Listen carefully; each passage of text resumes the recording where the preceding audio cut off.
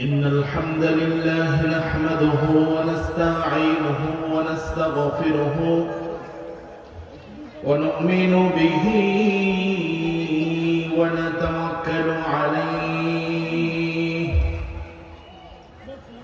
ونعوذ بالله من شرور أنفسنا ومن سيئات أعمالنا من يهده الله فلا مضل له ومن يضلله فلا هادي له أي فلن تجد له وليا مرشدا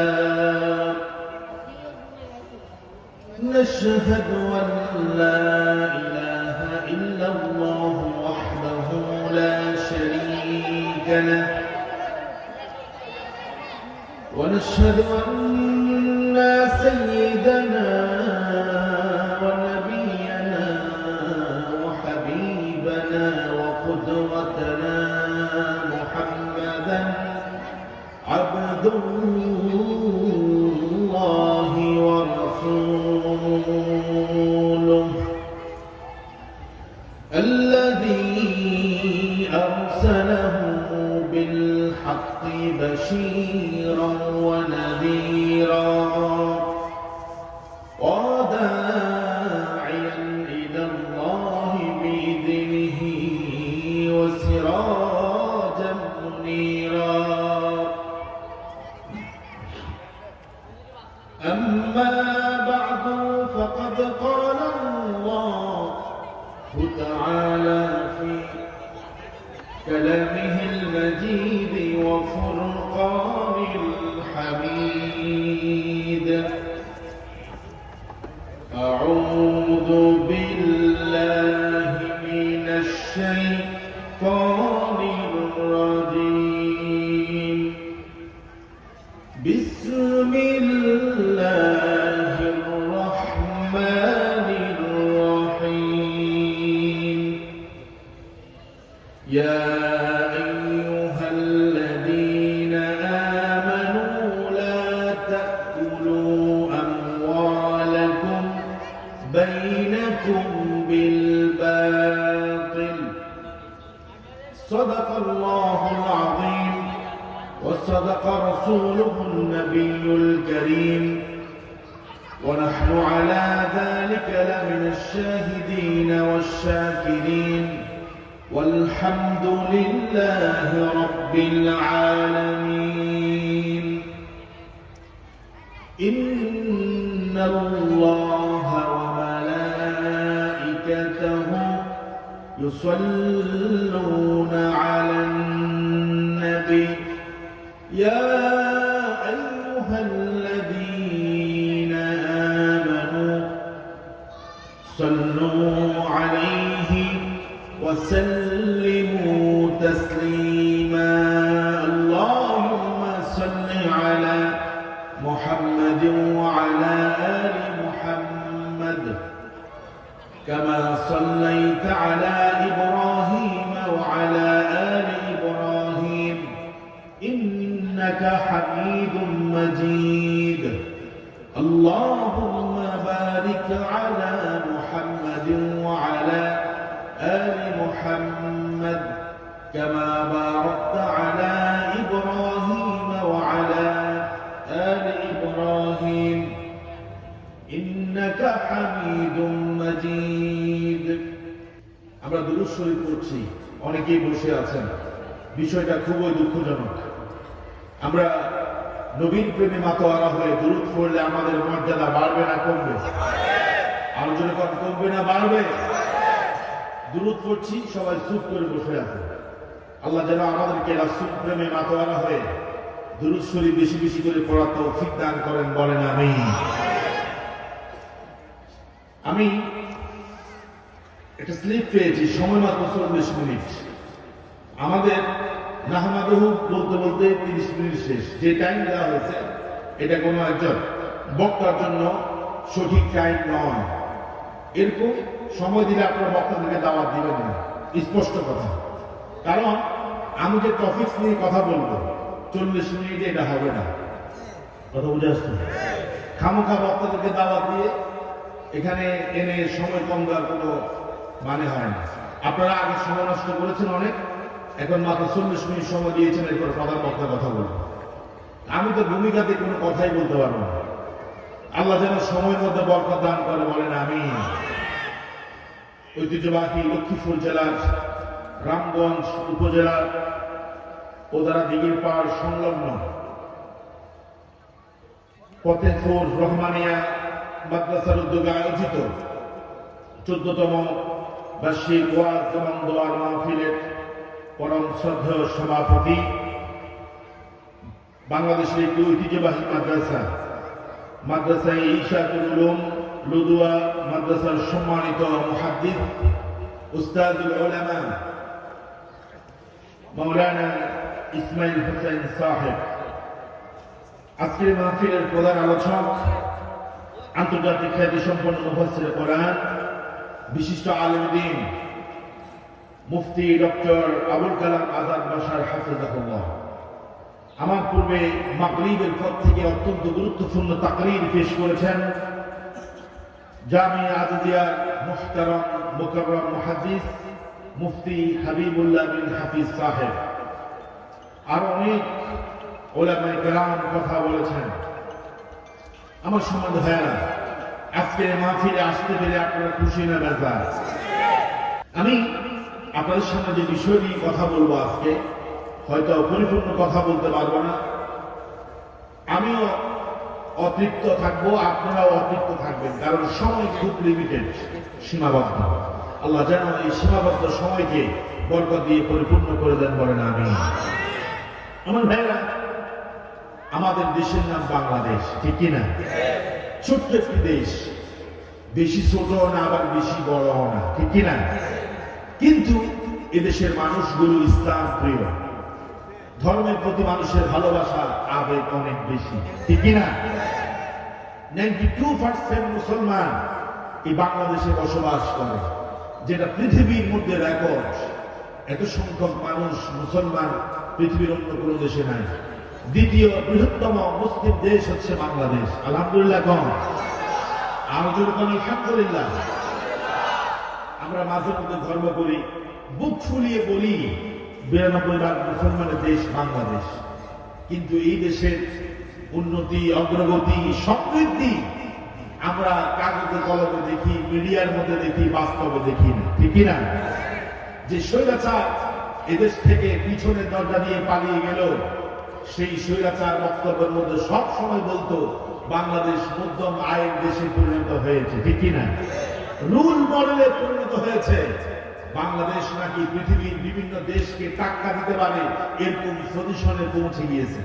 আমরা শুনেছি মিডিয়ার মাধ্যমে, পত্র পত্রিকার মাধ্যমে, ঠিক না? আলোচনা কথা, ঠিক না? কিন্তু বিশেষজ্ঞরা বলছে বাংলাদেশ হচ্ছে একটা তলাবিহীন জুড়ি। বলেন কি বিহীন জুড়ি? কথা বলতে হবে আমার সাথে। কি বিহীন জুড়ি? আপনি সারা রাত মাছ ধরেছেন খালের মধ্যে, মাছ ধরে জুড়ির ভিতরে রেখেছেন। সকালবেলা ফজরের আযান যখন মুয়াজ্জিন দিয়েছে, আপনি চিন্তা করলেন সারা রাত মাছ ধরেছি, জুড়িটা একটু দেখি কতটুকু হয়েছে। দেখলেন যে জুড়ির ভিতরে একটা সোনো ফুটিও নাই, ঠিক কিনা? কেন নাই? দেখলেন যে নিচ দিয়া তো ফুটা। নিচ দিয়া কি ফুটা?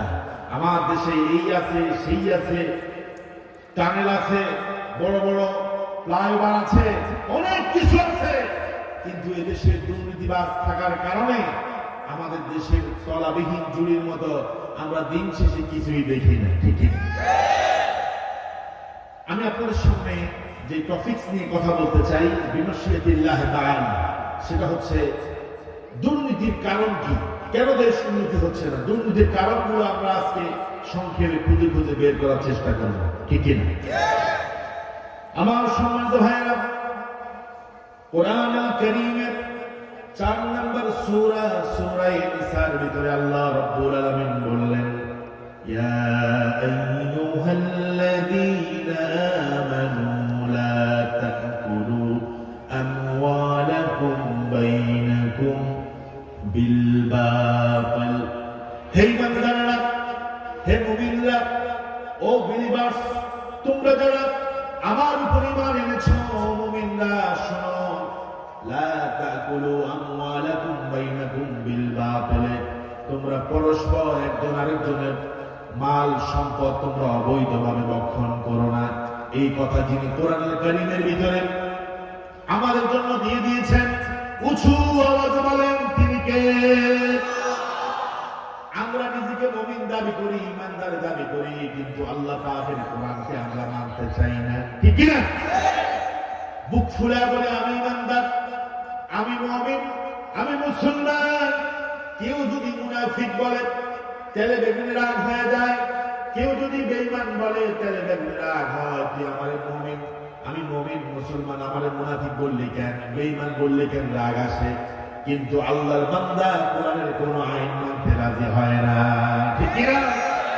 কোরআন আল্লাহ কি বলেছেন, নবীজি কি বলেছেন, আল্লাহর কথাও মানতে রাজি নাই, নবীজির কথাও মানতে রাজি নাই, নিজেকে মুসলমান দাবি করে।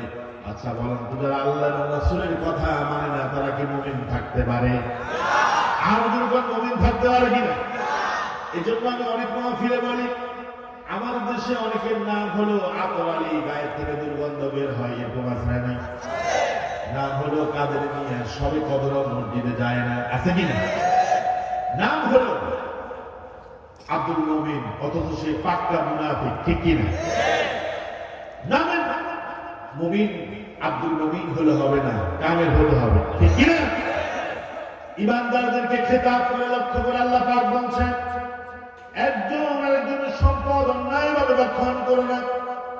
তুমি মিয়া সরকারি চাকরি করো, বেতন হলো ৬০,০০০ টাকা, কিন্তু দিন শেষে তোমার ব্যাংকের মধ্যে লক্ষ কোটি টাকা এসে জমা হয় প্রত্যেকে। তুমি পুলিশের কনস্টেবল, তোমার সব মিলিয়ে বেতন হলো ২৩,০০০ টাকা, কিন্তু বছর শেষে তোমার ব্যাংকের মধ্যে কোটি কোটি টাকা থেকে আসে। তুমি হলো ওয়াসার একজন কর্মকর্তা, ওয়াসার কর্মকর্তা, লন্ডনে তোমার ৩০টা বাড়ি হয় কেমনে? তুমি একজন সাধারণ প্রজাতন্ত্রের কর্মচারী, তোমার বেতন হলো ৩০,০০০ টাকা, ঢাকা শহরে তুমি ৫টা প্লটের মালিক, ইন্ডিয়াতে তোমার ৩টা প্লট আছে, অমুক জায়গায় তোমার জমি আছে। তাহলে বোঝা যায় এই সম্পদ তোমার অরিজিনাল সম্পদ না, অন্যের সম্পদ তুমি তোমার নিজের অ্যাকাউন্টের ভিতরে ঢুকে আছে, ঠিক কিনা? আবার মাঝে মধ্যে এরা হজ করতে না, ঠিক কিনা? কয়েকবার না করে। আমি এক মাহফিলে গেলাম কক্সবাজারে, এক অফিসার আমার বলল, হুজুর দোয়া করেন, আমি গত বছর ৩বার গেছি, এই বছর 4বার যাবো। একজন আমার বলছে, হুজুর এর কাছে গেলে, এই পুলিশ অফিসারের কাছে গেলে ঘুষ ছাড়া কোনো কাজই করে না, ঠিক কিনা? কথা বল, ঠিক কিনা? চরিত্র নাই। আমার দেশের ঘুষখোর এক অফিসার ঘুষ খাওয়ার কারণে ৩ বছর জেলখানা গেছে। আমি ৩ দিন পরে দেখলাম যে রাস্তা দিয়ে হাঁটতেছে। জিজ্ঞাসা করলাম, আপনি ঘুষ খাওয়ার কারণে 3 বছর জেল হয়েছে, আপনি রাস্তায় কেন? হুজুর আমি 3 বছরের জেল খাইছি, ঘুষের কারণে আমি জেলখানায় ঢুকছি, আবার ঘুষ দিয়া জেলখানা থেকে বের হয়েছে। কথা বলেন, ঘুষ খাওয়া জেলখানায় গেছে, আবার ঘুষ দিয়া জেলখানা থেকে বের হয়েছে। আচ্ছা কম, এগুলা করলে কি কোন অপরাধী কি ভালো হবে? আওয়াজ দেন না কেন? ভালো হবে? বিগত 16টি বছর আমরা দেখেছি যে যার মতো করে লুটপাট করেছে, কারণ ওরা জানে স্লিপ খাইলে পরে মামুর বাড়ি দিল্লি যাওয়া লাগবে, ঠিক কিনা? দেখেন ওদের কিন্তু জাতে মাতাল তালে ঠিক, কথা বলেন না। বারবার আমাদেরকে বলতো, তোমরা পাকিস্তানে তো সব পাকিস্তানে যাও। আচ্ছা কারণ এই জায়গার কেউ কি আপনারা পাকিস্তানে বলাইছেন? বিগত 16 বছর কি পাকিস্তান থেকে কেউ আসছে বাংলাদেশে? আমরা দেশেই ছিলাম, কারণ আমরা দেশকে ভালোবাসি, ঠিক কিনা? দেশপ্রেম ঈমানের অঙ্গ। আমরা দেশকে ভালোবাসি, মরলে দেশে মরব, আবার জিতলেও দেশে জিতব। আমরা কারো দালালি করি না, আমরা বাহিরে কোথাও যাব না, ঠিক কিনা? আর যাদেরকে আমরা দিল্লির দালাল বলতাম, ওরা সময় সুযোগ বুঝে দিল্লিতেই পালিয়েছে, ঠিক কিনা? আল্লাহ তাআলা বলেছেন, ঈমানদার কখনো মুমিনদেরকে ছাড়া কাফের মুশরিককে বন্ধু বানাতে পারে না। যাদের বন্ধু হয় মুশরিক, যাদের বন্ধু হয় দিল্লির নরপশু মোদি বুঝতে বাকি নাই তার চরিত্র কেমন, যেটা পালাইছে ঠিকই রাখবে। আসুন, দুর্নীতি কেন হয় 7টা কারণ আমি খুঁজে খুঁজে বের করেছি কোরআন এবং হাদিস থেকে। দুর্নীতির 1 নম্বর কারণ হলো যাকে যেখানে বসানো দরকার তাকে সেই জায়গায় না বসিয়ে অসৎ মানুষকে, দুর্নীতিবাজকে, চরিত্রহীন মানুষকে তার উপযুক্ত নয় এরকম চেয়ারে বসিয়ে দেওয়া। এরকম আমাদের দেশে আছে কিনা? কথা বলে কিন্তু আমার মন খারাপ হবে। এরকম আছে কিনা? আচ্ছা, আমি যদি কোরআন হাদিসের কোন জ্ঞান না রাখতাম, কিছু বুঝতে না পারতাম, আপনারা কি আমাকে সম্মান করে এই চেয়ারে বসাতেন? আলোচনা করে বসাতেন? বসিয়েছেন নিশ্চয়ই কিছু জানে, অন্তত কিছু বলতে পারবে, এই জন্যই তো বসেছে, ঠিক কিনা? আমার এই বাংলাদেশে সবুজ সুন্দর শ্যামল এই বাংলাদেশে অযোগ্য ব্যক্তিদেরকে এমন এমন চেয়ারে বসানো হয়েছে, ওই চেয়ারের মালিক সে না, ওই চেয়ারের কোন যোগ্যতা তার নাই, ঠিক কিনা? চেয়ারে বসতে ঘুষ দেওয়া হয়েছে 30 লাখ। এখন লোকটা চিন্তা করে, আমার যে বেতন, এই বেতন দিয়ে তো আমার চালান উঠবে না। ওর কথা বলে দিচ্ছে কত লাখ? আলোচনা কত লাখ? এই যে আপনারা বলেন আমার নেতা, তোমার নেতা, অমুক নেতা, ছাতা নেতা, আমার নেতার চরিত্র ফুলের মতো পবিত্র, আমি সাথে যোগ করছি, নামাজ পড়ে না 1 ওয়াক্ত, গাঞ্জা টানে 5 ওয়াক্ত। কথা ঠিক কিনা? চেয়ারম্যান হবে, মেম্বার হবে, ওদেরকে চেয়ারে বসাইছেন, বসানোর পরে এলাকার চাল চুরি, ডাল চুরি, গম চুরি, তেল চুরি, যা সব করে এরপরে মসজিদ থেকে নামাজ পড়ে হাদিস সাহেব, আল্লাহ তুই চেয়ারম্যানের বিচার করিস। আমি বলি চেয়ারম্যানের বিচার আগে হবে না, আগে হবে আপনার।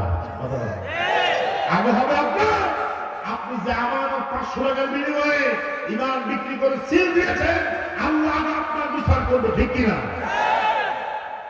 আল্লাহ রাসূল বলেছেন, ইদা উসিদাল আমরু ইলা গায়রি আহলিহি ফান্তাদিরিস সাআ। ও আমার উম্মতেরা শোনো, কিয়ামত যখন ঘনিয়ে আসবে, কখন কিয়ামত আসবে তোমরা কিছু আলামত শুনে রাখো। কিয়ামত কাছে এসে গেছে, এর কয়েকটা আলামত আছে। তার মধ্যে অন্যতম একটা আলামত হলো ইদা উসিদাল আমরু ইলা গায়রি আহলিহি। যখন দেখবা অযোগ্য ব্যক্তিকে এমন চেয়ারে বসানো হয়েছে, ওই চেয়ারে বসার যোগ্যতা তার নাই, ঠিক কিনা? আমাদের দেশে মনে হয় এটা হয় না। তো কথা বল না, এই যে আমাদের দেশে আছে কিনা? নাকি আমি উগান্ডার কথা বলতেছি? আমাদের দেশেই আছে।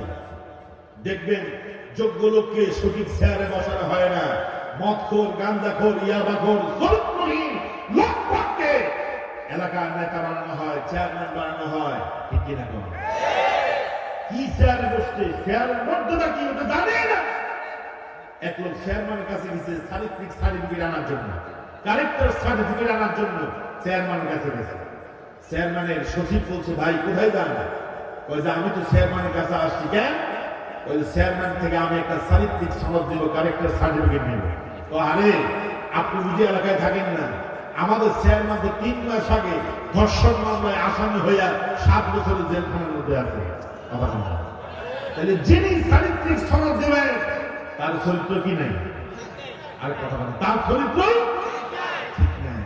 যু আখলাকিন হাসান, উত্তম চরিত্রের লোককে যতদিন আমরা ক্ষমতায় বসাতে না পারবো, চেয়ারে বসাতে না পারবো, কোশ্চিনকালে এদেশ থেকে দুর্নীতি বন্ধ হবে না, লুটপাট বন্ধ হবে না, ঠিক কিনা বলেন? চমৎকার করে বুখারীর হাদিস রাসূল বলছেন, যখন অযোগ্য ব্যক্তিকে যখন গুরুত্বপূর্ণ দায়িত্ব দেওয়া হবে, নেতা বানানো হবে, ইদা উসিদাল আমরু ইলা গায়রি আহলিহি, তার যোগ্যতাই নেই, অথচ তাকে নেতা বানানো হয়েছে, তার যোগ্যতাই নেই, তাকে উপযুক্ত চেয়ারে বসানো হয়েছে। এটাই হলো দুর্নীতির প্রধান কারণ, ঠিক কিনা? আল্লাহ রাসূলের একজন সাহাবী সাদ ইবনে আমর আল-জুমাহি রাদিয়াল্লাহু তাআলা আনহু, ওমর রাদিয়াল্লাহু তাআলা আনহুর খেলাফতকালে ওমর বলছেন, সাঈদ আমি তোমাকে হিমসের গভর্নর বানাতে চাই, হিমস প্রদেশে তোমাকে গভর্নর বানাবো। সাঈদ ইবনে আমর আল-জুমাহি বললেন, আমিরুল মুমিনিন, গভর্নর হওয়ার মতো যোগ্যতা আমার নাই, মেহেরবানি করে আপনি আমাকে এই গুরু দায়িত্ব দিবেন না। ওমর বলছে, তোমার যোগ্যতা আছে নাকি নাই আমি ভালো করে জানি। কারণটা হলো 12 লোক কখনো নেতৃত্ব চায় না, ঠিক কিনা? 12 লোক কখনো নেতৃত্ব চায় না। আমার ভাইরা, যার যোগ্যতা নাই সে নিজেকে ফুটিয়ে তুলতে চায়, সামনে পিছনে অনেক নেতা কর্মী সে রাখে, কথা বলেন ঠিক কিনা? হযরত সাঈদ ইবনে আমর আল-জুমাহি বললেন, আমিরুল মুমিনিন, আপনি আমাকে হিমসের গভর্নর বানাতে চান, অথচ আমার ভিতরে এই যোগ্যতা নাই। ওমর বলছেন, আমি তোমাকে নিযুক্ত করেছি, কথা নাই, যাও হিমসে চলে যাও। তিনি হিমস প্রদেশে চলে গেলেন গভর্নর। একটা প্রদেশের গভর্নর কত বড় ক্ষমতা! সাঈদ ইবনে আমর আল-জুমাহি গভর্নর হওয়ার পরে কোনো বাদশা নিলেন না, প্রটোকল নিলেন না, নিজেকে বীর বাহাদুর মনে করলেন না, বরং তাকে যখন গভর্নর বানানো হলো, দায়িত্ব দেওয়া হলো, চেয়ারে বসানো হলো, তিনি জনগণকে ডাকলেন, বললেন, শোনো, আমাকে আমিরুল মুমিনিন গভর্নর বানিয়েছে, আমি গভর্নর না, আমি হলাম তোমাদের খাদেম। আল্লাহু আকবার। আমাদের দেশে বলে অমুক ভাইকে ভোট দেন, তাইলে এলাকার সার্বিক উন্নয়ন করতে পারে। আমি বলি যে সার্বিক উন্নয়ন করার জন্য মেম্বার সাহেব হওয়া লাগে না, ঠিক কিনা?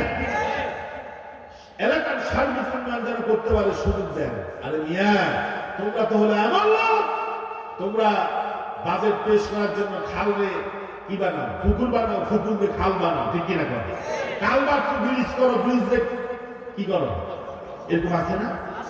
ওই যে কুষ্টিয়ার কোন এলাকায় জানি এক এমপি, উনি প্রতি বছর বরাদ্দ নেয় কি জন্য?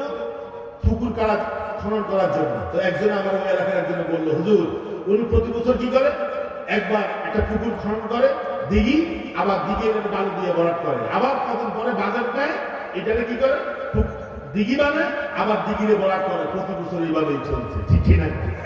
কথা বল ঠিক কিনা? ওরা তো এইভাবেই করেছে, মেগা প্রজেক্টের নামে মেগা দুর্নীতি করে আমার দেশকে ঋণের বোঝা দিয়ে তারা দিল্লি পালিয়ে গিয়েছে, ঠিক কিনা? সাঈদ ইবনে আমর আল-জুমাহি বললেন, আমি তোমাদের গভর্নর না, আমি তোমাদের খাদেম। কয়েকদিন পরে ওমর ইবনে খাত্তাব রাদিয়াল্লাহু তাআলা আনহুর কাছে ওই হিমস প্রদেশের কয়েকজন মানুষ গেল। আমিরুল মুমিনিন ওমর বলছে, তোমাদের হিমস প্রদেশের মধ্যে যে গভর্নর দিয়েছে উনি কেমন? জনগণ বলল, আপনি আমাদেরকে মুত্তাকি, তাকওয়াবান, পরেজগার একজন নেতা দিয়েছেন, গভর্নর দিয়েছেন, আলহামদুলিল্লাহ। হযরত ওমর রাদিয়াল্লাহু তাআলা আনহু খুশি হয়ে গেল। তিনি বললেন, ঠিক আছে, তোমাদের হিমস প্রদেশের মধ্যে গরিবদের একটা তালিকা আমাকে দাও, কারা কারা গরিব আছে গরিবদের একটা লিস্টে আমাকে দাও, যাতে করে তোমাদের কাছে আমি কিছু সাহায্য হাদিয়া পাঠাতে পারি। ওই হাদিয়াগুলো গভর্নরের মাধ্যমে সঠিকভাবে প্রপারলি তোমরা ডিস্ট্রিবিউশন করবা, যাতে করে কেউ বঞ্চিত না হয়। একটা তালিকা আমাকে দাও। ওমর বলছে, আমাকে একটা তালিকা দাও। হিমস প্রদেশ থেকে যারা ওমরের কাছে এসেছে, তারা একটা তালিকা ওমর রাদিয়াল্লাহু তাআলা আনহুর কাছে পেশ করলো। তালিকা দেখে ওমর রাদিয়াল্লাহু তাআলা আনহু তিনি বারবার তালিকার দিকে তাকান, আবার ওই লোকগুলোর দিকে তাকান, তার চোখ দিয়ে পানি বের হচ্ছে। তিনি বলছেন, তোমাদের গরিবদের তালিকার মধ্যে সর্বপ্রথম আমি একটা নাম দেখতে পাচ্ছি, ওই নামটা হচ্ছে সাঈদ ইবনে আমর আল-জুমাহি। এই সাঈদ কি আমার গভর্নরের নাম কিনা? আল্লাহু আকবার। তোমরা লিখিত সাঈদ ইবনে আমর আল-জুমাহি রাদিয়াল্লাহু তাআলা আনহু, এই তালিকার প্রথমে যেই নাম আছে, এই নামটা কার? জনগণ বলল, আমাদের গভর্নর, তার নাম আমরা প্রথমে দিয়েছি, কারণ আমাদের মধ্যে গরিবদের তালিকার মধ্যে আমাদের গভর্নরও আছে। আল্লাহু আকবার। আর আজকে দেখেন, আমাদের সমাজ দিকে দেখেন, চকিদার, তারও কিন্তু 3 তলা বাড়ি। কথা মনে আছে না? চকিদার, ওদের সাথে কথা বলতে পাস লাগে, কারণ চকিদারও 3 তলা বিল্ডিং এর মালিক। মেম্বার হলে তো গুলশানে, ঠিক কিনা? গাটের মালিক, হাটের মালিক, ইজারাদার, সব কিছু ওনাকে দিতে হবে, আছে কিনা? আবার ওই দিন এক জায়গায় ওয়াজ করতে গেছে, তো হুজুর, আমাদের এক চেয়ারম্যান ছিল, কেউ ঘর করতে গেলে সাদা চাইতে না, উনি সুশীল সাদাবাদ, সাদা চাইতো না, তবে বলতো আমার রড সিমেন্টের দোকান আছে, ওটা আমার থেকে নিতে হবে, ঠিক কিনা? এটা কি সাদাবাজি নয়? সাদাবাজি নয় কি? তুমি যদি ঘর করতে হয়, আমার থেকে রড বালি সিমেন্ট নিবা, নাহলে তোমার ঘরের ফিলার উঠবে না, কলা উঠবে না, ঠিক কিনা? এরকমও খানাবাজ ছিল, কথা বলে না।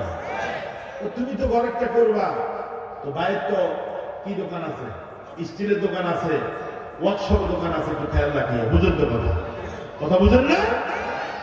কেমনে ছাদাবাজি করবে বিভিন্ন কৌশল ওদের কাছে জানা ছিল, কথা বলেন ঠিক কিনা? আফসোস লাগে বহুদিন হলো মিয়া ভাইদেরকে এখন রাস্তাঘাটে দেখি না, কথা কথা কেন? রাতের 12টা 1টা 2টা আমরা যখন মাহফিল থেকে যেতাম, মিয়া ভাইদের আমরা মাঝে মধ্যে দেখতাম, ঠিক কিনা? এখন আর মিয়া ভাইদেরকে দেখি না। খুব মায়া লাগতেছে মিয়া ভাইরা কোথায় আছে। তবে মাঝে মধ্যে মিয়া ভাইদের আফা শর্ট করে ঢুকার জন্য আমাদেরকে মেসেজ দেয়। আমরা বলি শোনো, শর্ট করে ঢুকবা, জনগণ তোমাকে চাপ করে ধরে ফেলবে, ঠিক কিনা? যা করেছো বাংলাদেশে ঢুকার চেষ্টা করবে না, চেষ্টা করলে এদেশের জনগণ তোমাদেরকে ছাড়বে না। তবে তুমি আশা রাখবে না, ট্রাইব্যুনাল করে এদেশের সূর্য সন্তানদেরকে তুমি পাশিয়ে দিয়েছ, সময় আসবে। অতিলকাল আইয়ামু নুদাবিলুহা বাইনান নাস, আল্লাহ পাক বলছে সময়ের পরিবর্তন হয়, এই সময় আসবে তোমাকেও সেই ট্রাইব্যুনালে দাঁড়াতে হবে, ঠিক কিনা? আর আওয়াজ দিয়ে বলেন ঠিক কিনা? ক্ষমতার মালিক কে? না আমি আর আপনি? ওরা বলেছে ক্ষমতার মালিক জনগণ, জনগণও ক্ষমতা দেখাই দিয়েছে, ঠিক কিনা? এই যে এক লোক বলতেছে আমি ট্রেনকে দাঁড়া করাতে পারবো, আমার কিন্তু ক্ষমতা আছে। তো সে ট্রেন লাইনের উপরে দাঁড়ালো, দাঁড়িয়ে লাল পতাকা রেড ফ্ল্যাগ দিয়ে ট্রেনকে দাঁড়া করাই দিচ্ছে। ট্রেন দাঁড়া গেছে। ও দেখছস আমি যে ক্ষমতা আছে জানো, আমি ট্রেনকে দাঁড় করাই দিয়েছি। এবার ট্রেনের যিনি ড্রাইভার তিনি নামছে, নেমে ঠাস করে দুটো থপ্পড় মারছে। একজন বলতেছে কি রে তোর নাকি ক্ষমতা আছে, থাপ্পড় মারলো কেন? শোন, আমার ক্ষমতা আছে, আমি ট্রেন থামাইছি, ওটার ক্ষমতা আছে, ওটা আমার থাপ্পড় দিয়েছে, ঠিক কিনা? কথা কথা ঠিক কিনা? সুতরাং জনগণ আপনাকে ভোট দিয়েছে, আপনি বলেন ভোট দিয়েছে, যদিও সেটা রাতের ভোট। আমি বলি জনগণ আবার আপনাকে সঠিক জায়গায় পৌঁছায় দিয়েছে, ঠিক কিনা? সাইদ ইবনে আমর আল-জুমাহি তার নামটা তালিকার শুরুতে দেখে ওমর রাদিয়াল্লাহু তাআলা আনহু অবাক হয়ে গেলেন। বললেন শোনো, আমার গভর্নর, তোমাদের দেশের মধ্যে তিনি গভর্নর, অথচ তিনি দরিদ্রদের তালিকার মধ্যে প্রথম। শোনো, তোমাদের জন্য আমি কিছু হাদিয়া দিচ্ছি। আর গভর্নর সাইদ ইবনে আমর আল-জুমাহির জন্য 100 দিরহাম দিচ্ছি বিত্তভাবে। এই 100 দিরহাম সাইদ ইবনে আমর আল-জুমাহিকে দিবা, বলবা হাদা হাদিয়াতুন লাক মিন আমিরুল মুমিনিন, আমিরুল মুমিনিন ওমর থেকে তোমার জন্য হাদিয়া। যখন সাইদ ইবনে আমর আল-জুমাহি রাদিয়াল্লাহু তাআলা আনহুর কাছে ওমর রাদিয়াল্লাহু তাআলা আনহুর হাদিয়া 100 দিরহাম দেওয়া হলো, তিনি খুশি হলেন না, বরং তিনি চিৎকার দিয়ে বললেন দাখালাত আলাইয়া দুনিয়া, দাখালাত আলাইয়া দুনিয়া লিতুফসিদা আখিরাতি। আরে আমিরুল মুমিনিন ওমর আমার জন্য 100 দিরহাম দিয়েছে, আমি খুশি হব না, বরং এতদিন আমি ছিলাম গরিব মানুষ, কারণ গরিব মানুষের দিলটা নরম, ঠিক না? রাসূল বলেছেন আহলুল জান্নাতে বুরহুন, জান্নাতের মধ্যে যারা ঢুকবে অধিকাংশ হচ্ছে সহজ সরল মানুষ। আল্লাহু আকবার। কৃষক, দিনমজুর, পরিশ্রম করেছে, এরকম মানুষ জান্নাতে যাবে। আল্লাহু আকবার। সাইদ ইবনে আমর আল-জুমাহি বলল আমাকে 100 দিরহাম দিয়েছে, আমি খুশি না, কারণ আমার ঘরের ভিতরে দুনিয়া ঢুকেছে। 100 দিরহাম পাওয়ার পরে আমি আমার দায়িত্ব ভুলে যাব, আমি আমার কর্তব্য ভুলে যাব, জনগণের খেদমত করা ভুলে যাব, আমি আমার বাপকে ভুলে যাব। এই 100 দিরহাম আমার দরকার নেই। আল্লাহু আকবার। হযরত ওমর রাদিয়াল্লাহু তাআলা আনহুর দেওয়া 100 দিরহাম সাইদ ইবনে আমর আল-জুমাহি তিনি বললেন এটা আমি রাখবো না, বরং আমার চাইতে গরিব, গোরাবা, অসহায় যারা আছে আমি তাদের মাঝেই এগুলা বন্টন করে দিব। আল্লাহু আকবার। আচ্ছা একটু সত্য করে সবাই বলবেন, আমাদের দেশের কোন নেতার কাছে যদি এরকম 100 দিরহাম আসতো, উনি মনে হয় সরকার করতেন। আরে কথা আমার দিকে তাকান, ওর দিকে তাকান দরকার নেই। আমাদের দেশের কোন নেতার কাছে যদি 100, ওই সময় 100 দিরহাম, ধরেন বর্তমানে 1 লক্ষ টাকা বা 50,000 টাকা, যদি এরকম হাদিয়া আসতো, উনি নিজে রাখতো না, হাদিয়া দিয়ে দিত। রাখতো মানে ওইটা কি দিয়েছে এটা তো হয় নাই, কথা বলা না। এই জন্য আল্লাহ রাসূল বলেছেন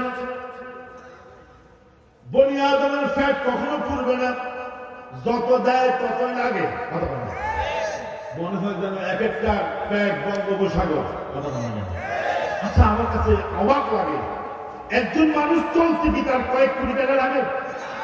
এই যে গত কয়েকদিন আগে সাংবাদিক কি নাম, মানে এটার নাম যে আমি নিচে আমি আবার কিন্তু করতে হবে,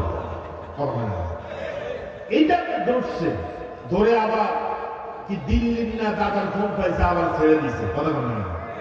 যদিও আমরা স্বৈরাচারকে তারা দিয়েছি, স্বৈরাচারের দোষরা কিন্তু এখনো যায় না, ঠিক কিনা?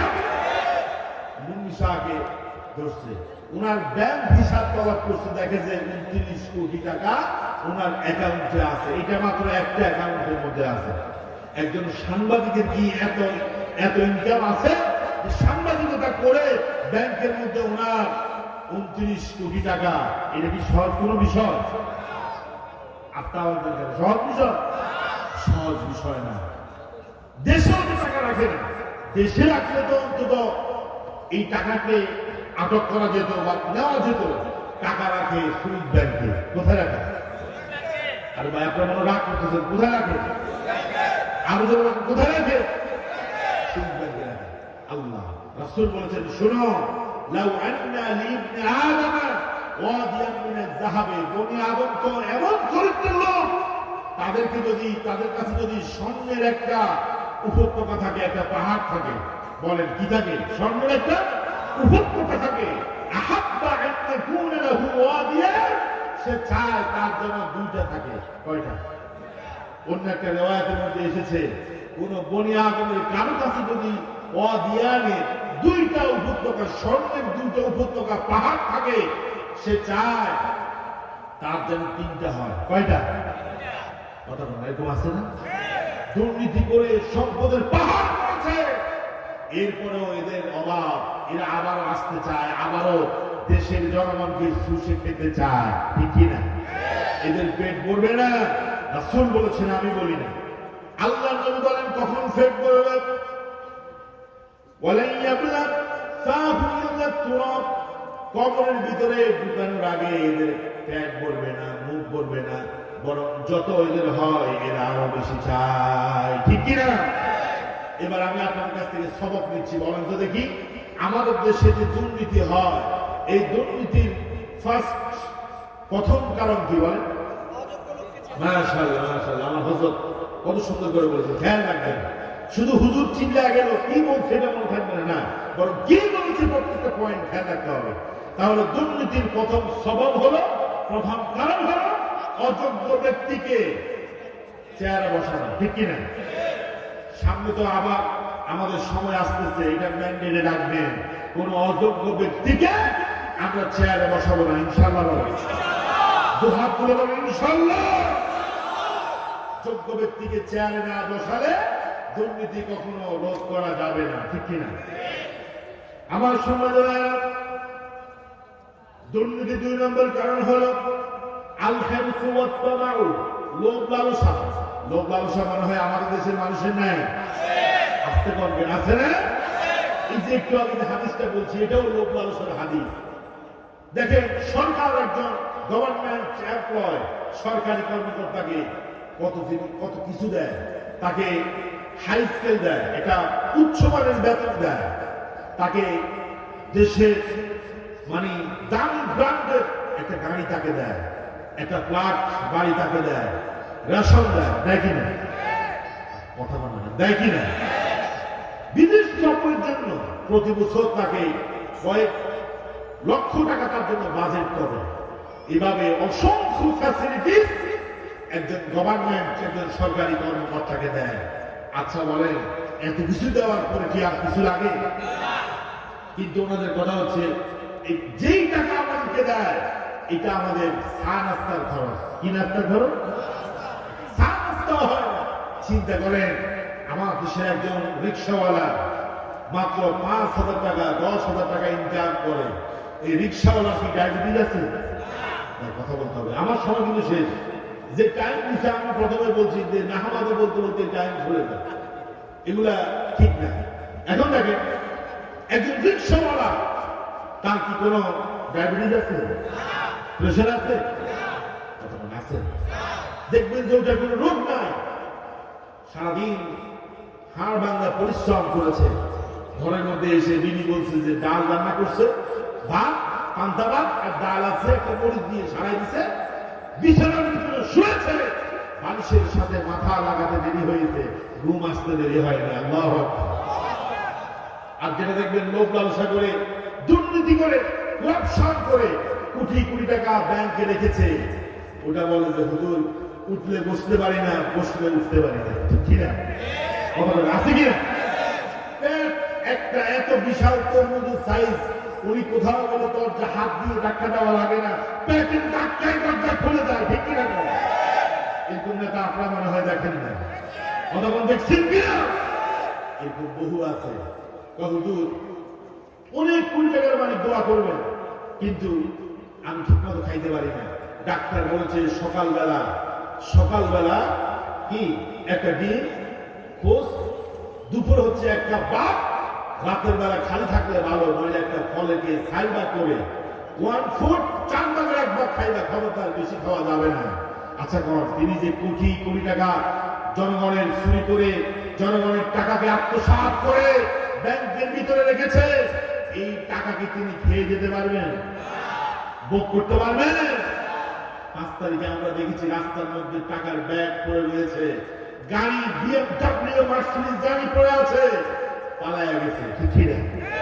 পালাও বুবু, পালাও। বুবুর সাথে সবাই পালিয়ে গেছে। আমি বলি দুনিয়াতে তোমার অর্থ তোমার কাজে আসবে না, পরকালেও আসবে না। ঠিক কিনা?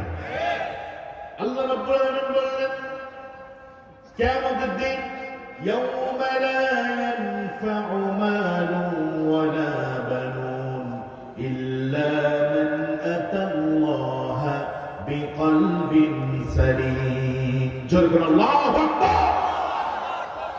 দুনিয়াতে দুর্নীতিবাজদের টাকা কাজে আসবে না, হারামখোরদের টাকা কাজে আসবে না, অবৈধ ইনকাম যারা করেছে তাদের টাকা কাজে আসবে না। আল্লাহ পাক বলেন কিয়ামতের দিন ওদের টাকা কোনো কাজে আসবে না, বরং যদি শিরক মুক্ত, কুফর মুক্ত, নিফাক মুক্ত ঈমান নিয়ে যাওয়া যায়, আল্লাহ পাক বলেন সেই ব্যক্তির ঈমানটা কাজে আসবে। আল্লাহু আকবার। দুর্নীতি 2 নম্বর কারণ বললাম, লোভ লালসা। এত বেশি লোভের ভিতরে তারা এমন ভাবে ঢুকে গেছে, এই লোভ থেকে তারা বের হতে পারে না। ওই যে একটা পিঁপড়ার কথা আমি বলি, একটা পিঁপড়া রাস্তা দিয়ে যাচ্ছে, হঠাৎ করে দেখে মৌমাছির মোছাক থেকে এক ফোঁটা মধু পড়েছে রাস্তার মধ্যে। পিঁপড়া যাচ্ছে, হঠাৎ করে যখন এক ফোঁটা মধু দেখলো, পিঁপড়ার লোভ জেগে গেল, আরে বহুদিন হলো মধু খাই না, মধু রাস্তার মধ্যে এক ফোঁটা পড়েছে, পিঁপড়া মধুর উপরে উঠে মধুর আশপাশ থেকে মধু খাচ্ছে, এদিক থেকে খাচ্ছে, ওদিক থেকে খাচ্ছে, খেতে খেতে চিন্তা করলো ভালোই তো লাগতেছে। ঠিক না? আচ্ছা মধু কি তিতা না মিঠা? কথা বল না, মিঠা না? পিঁপড়া যখন 4-5 দিন মধু খাচ্ছিল, পিঁপড়ার কাছে ভালোই লাগতেছিল। পিঁপড়া কয় খাইছি তো আশপাশ থেকে, মনে হয় একটু উপরে উঠে খাইলে ভালো হবে। এবার পিঁপড়া উপরে উঠে গেল, মধুর মধ্যে ডুবে গেল, মধু খাইতে খাইতে চিন্তা করে এবার বের হয়ে যায়।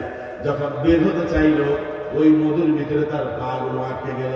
পিঁপড়া এখন যতই লাফালাফি করে, যতই সে নড়াচড়া করে, মধুর ভিতর থেকে বের হতে পারে না। আমি বলি আমার দেশের দুর্নীতিবাজ, চাঁদাবাজ, জালিম যারা ছিল, তারা দেশের কোটি কোটি টাকা দুর্নীতি করেছে, মিলিয়ন বিলিয়ন টাকা দুর্নীতি করেছে, মধুর স্বাদ পেয়েছে, মধুর স্বাদ দিয়ে মধুর ভিতরে ডুবে গেছে। এখান দিয়ে জনগণ বুঝেছে তোদের পতন এসেছে, তোরা মধু যতটুকু খাওয়ার কথা খেয়েছ আর মধু খেতে পারবে না। ওই পিঁপড়া যেরকম মধুর ভিতরে আটকে গেছে, ওই জালিমরাও লোভের মধুর ভিতরে আটকে গিয়েছে। ঠিক কিনা? দেখছেন উদাহরণ? ঠিক আছে, মানে সাত লাগছে, এবার ভিতরে ঢুকছে, ভিতরে ঢুকে এখন আর বাইরে পারে না। এটা আমরা কেউ মাইনকা শিখা, কি কয় কথা বলে, কি শিখা? মাইনকা শিখা। এখন মানে এমন সিপার মধ্যে আটকে গেল, 10 মিনিট বাড়াইছে, 10 মিনিট বাড়াইছে, কয় মিনিট?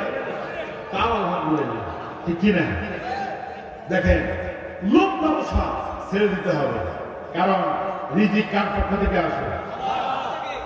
কার পক্ষ থেকে?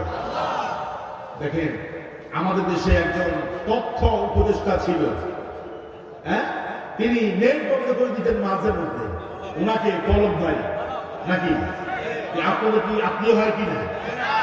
ওনাকে যখন পুলিশ সেন্টার জায়গায় আদালতে নিচ্ছে, একজন বলতেছে পলক ভাই কি অবস্থা, দোয়া করিস। আমি বলি দোয়াতে তোমার ছিঁড়া দিবে না, ঠিক কিনা? দোয়া চাও মান কাছে ভাই, পুরো এখন দোয়া ছা। এদেশে শেয়ার বাজার লুট করেছে, ব্যাংকগুলো লুট করেছে সালমানের রহমান। আজকে তাকে দেখলে মনে হয় যেন বাংলাদেশের সবচাইতে অসহায় মানুষ। আইনমন্ত্রী আনিসুল হক কোথায় কোথায় রাজাকার, কোথায় কোথায় জঙ্গি বলতো, ওরে দেখে নিবে, কারে দেখে নিবে, আল্লাহ পাক বলে তোর হাতে পড়বে, ঠিক কিনা? এই সমস্ত জালিমদের কথাগুলো মাঝে মধ্যে কানে বাসে। কি কথা বলতো, সঠিকবার কথা বলতো। আরেকজন বলতো খেলা হবে, ওই কাকু এখন কোথায়? আমি বলি উনি বলছে খেলা হবে, আমি তো বলি যে উনি যেই মানের প্লেয়ার, এক ধাক্কাতেই বাজি মার, ঠিক কিনা? খেলা হবে। স্মার্ট বাংলাদেশের ঘোষণা দিতে যায় উনি স্টেট ব্যাংকেই পড়ে গেছে, ঠিক কিনা? কথা বলেন, ঠিক কিনা?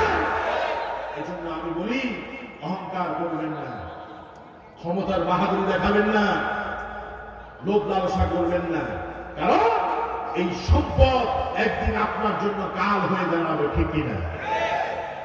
ওমর রাদিয়াল্লাহু তাআলা আনহু বললেন, মান ইতাজ্জা বিমালিহি ফালিয়ানজুর ইলা কারুন।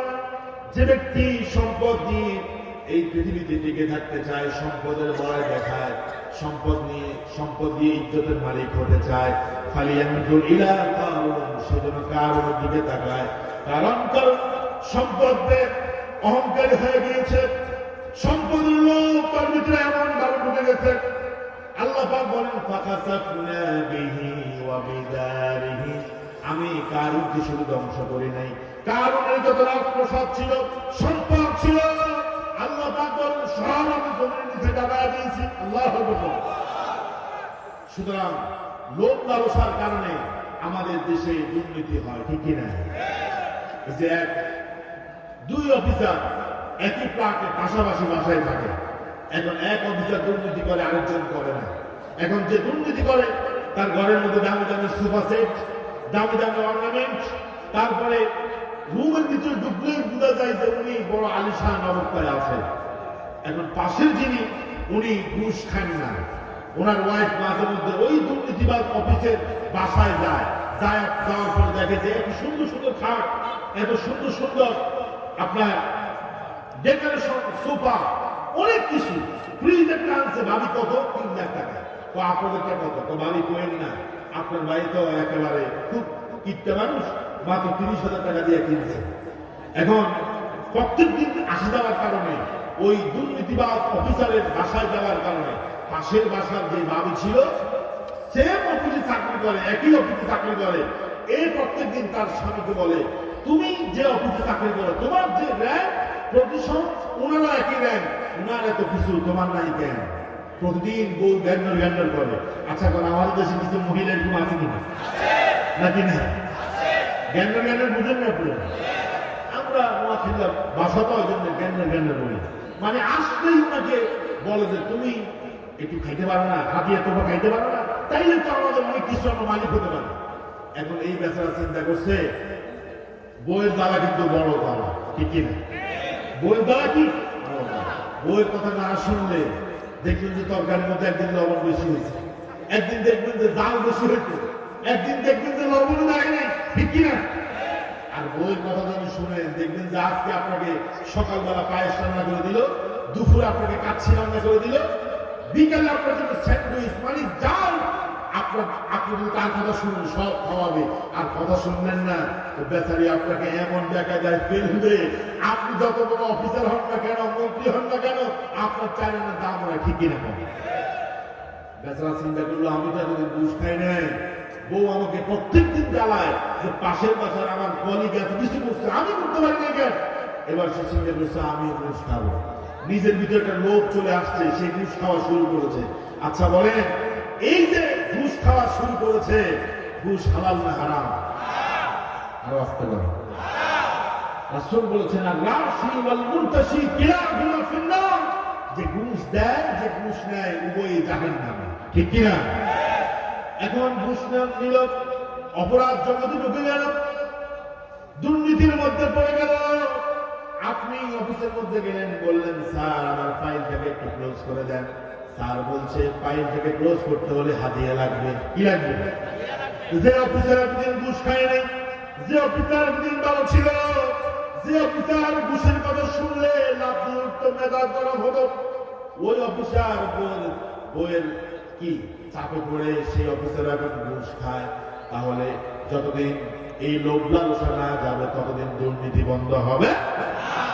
আল্লাহ পাক বলেন আল্লাকুমুত তাকাসুরু হাত্তা যুরতুমুল মাকাবির। বান্দা, প্রাচুর্যের লোভ লালসা তোমাদের ততদিন থাকবে যতদিন তোমরা কবরে না ঢুকবে। কবরে ঢুকবা, তোমার কোনো প্রাচুর্যের লোভ লালসা থাকবে না। ঠিক কিনা বলেন? সুতরাং কবরের সামনে আছে, কবরের কথা স্মরণ করে লোভ লালসা বাদ দিতে হবে। আমার দেশের অফিসাররা যদি চৌকিদার থেকে শুরু করে একেবারে সর্বোচ্চ পর্যায় পর্যন্ত যত দায়িত্বশীল আছে সবাই যদি লোভ লালসা বন্ধ করে দেয়, তাহলে আমার দেশ থেকে দুর্নীতি বন্ধ হয়ে যাবে। আর দুর্নীতি বন্ধ হয়ে গেলে আপনি 30 টাকার চাল খেতে পারবেন। এখন চালের দাম কত? আলোচনা করেন। এই যে নির্বাচন আসবে, অনেকে বলবে যে আমরা 20 টাকার চাল খাওয়াবো। এক গ্রুপ বলছেন 10 টাকা খাওয়াবে। খাওয়াতে পারছে? আলু আমাদের দেশে এখন 70-80 টাকা। নতুন আলু বের হয়েছে কোন জেলাতে 400 টাকা কেজি, এখন হয়তো কমছে। যে পেঁয়াজ আপনার ডেইলি নিউজ, প্রতিদিন যা লাগে তার মধ্যে পেঁয়াজ আছে, আছে কিনা? এই যে অসাধু ব্যবসায়ীরা এখন তেলকে স্টক করে রাখছে, দোকানে গেলে বলবো যে তেল নাই, আসলে কিন্তু তেল আছে। তেল কি? সব কিছু তারা এখন সিন্ডিকেট করে রাখছে, দাম বাড়িয়ে দিয়েছে।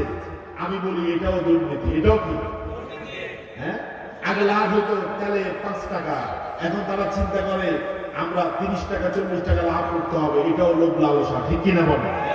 লোভ লালসা যতদিন বন্ধ না হবে ততদিন আমার দেশ উন্নতি সমৃদ্ধির পথে যেতে পারবে না। ঠিক কিনা বলে? এরপরে দুর্নীতি 3 নম্বর কারণ হলো হালাল হারামের তোয়াক্কা না করা। আমাদেরকে আপনারা যেটা দেন হাদিয়া, এটার নাম কি? আবজল করে, এটার নাম কি? এখন দুর্নীতিবাদ অফিসাররা ঘুষেরে বানাইছে হাদিয়া। কি বানাইছে?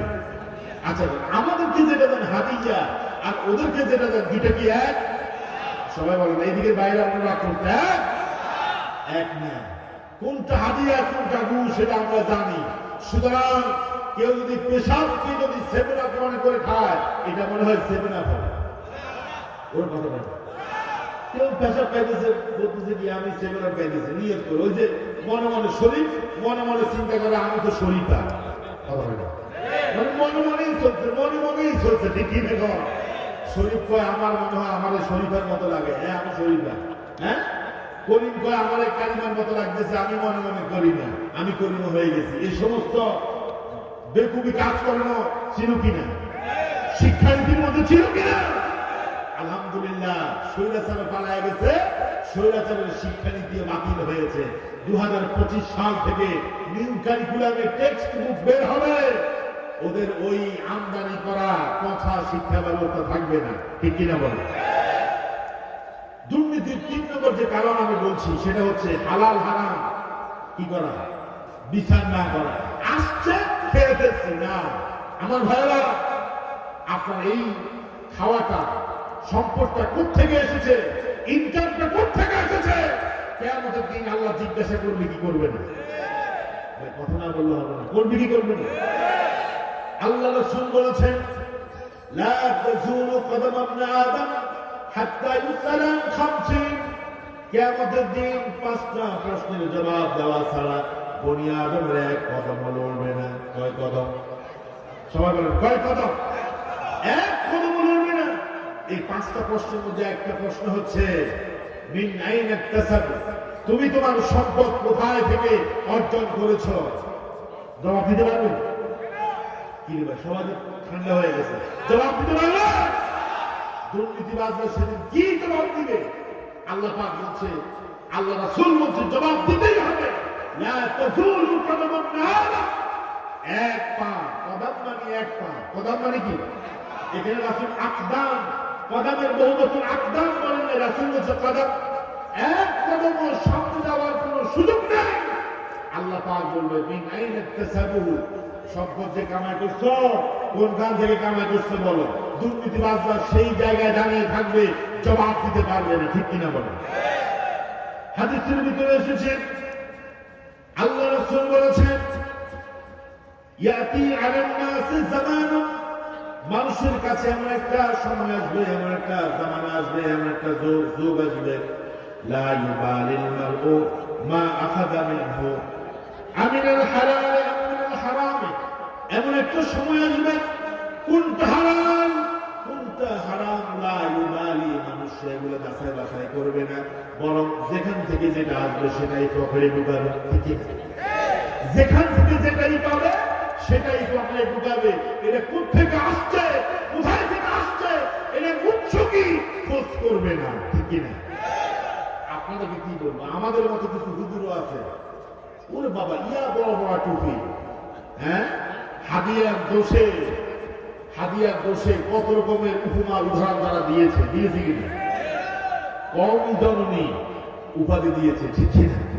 আরেক কথা বলে কওমি জননী উপাধি ছিল, আরো কত উপাধি দিয়েছে সেটা আমি এখন আমার মনেও নেই। এত উপাধি কেমন মনে রাখি?